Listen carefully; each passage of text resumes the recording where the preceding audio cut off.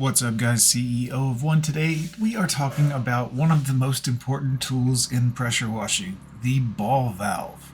Write it down, DN/10 or -10. The ball valve is so important, guys, because you can easily attach your surface cleaner, your wand, switch back and forth.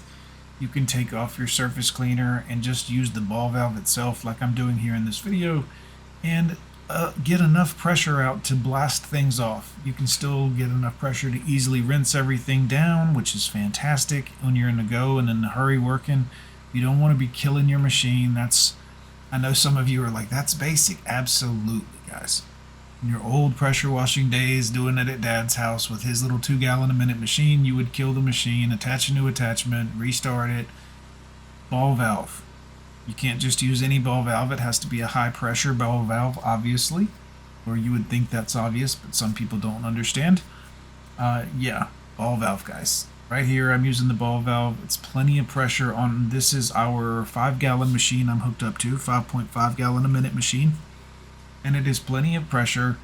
And I think that machine's 3,000 psi, so plenty of flow on the ball valve to just rinse everything nice and easily without having to stop what I'm doing.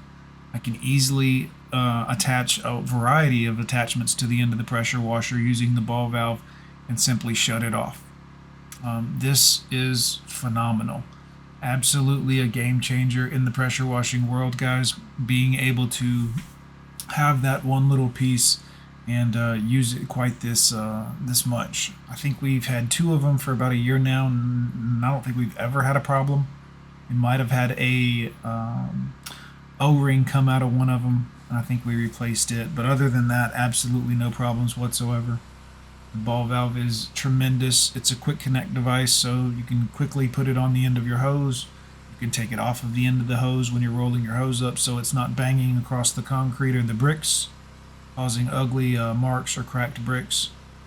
I can't say enough good things about this. I know that probably sounds crazy, but not using a ball valve for years and years early on with small pressure washers as like a chuck in the truck kind of guy, being able to put on the ball valve and quickly switch between the different attachments, or just using the ball valve like this.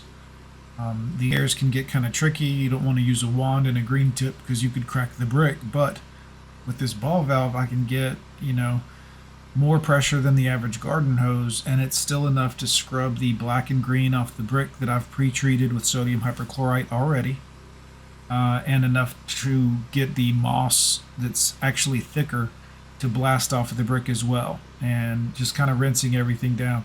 It makes a tremendous difference.